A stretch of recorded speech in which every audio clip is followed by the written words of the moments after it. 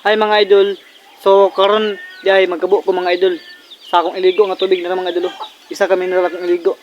Tapos labanan ni sa akong ate akong gidala. Kaya akong ate giuna naman akong ate kay kanpod nagdalang po siya iyang nilaban. So ako nausulahi. So mga laba akong ate tapos ako pod magkabo ko sa akong iligo sunod adlaw.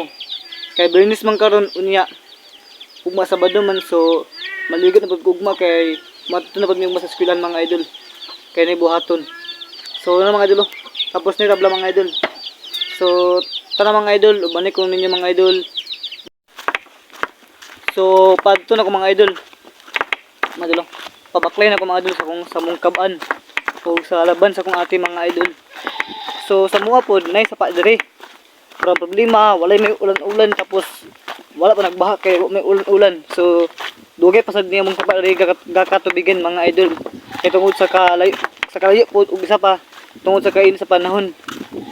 So mga idol, among sapa mga idol.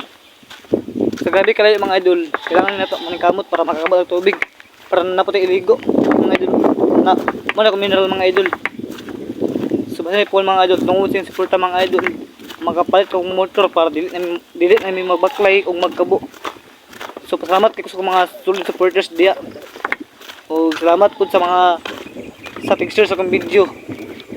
Maraming salamat sa inyong lahat. So palungon na akong video mga idol. O bye bye.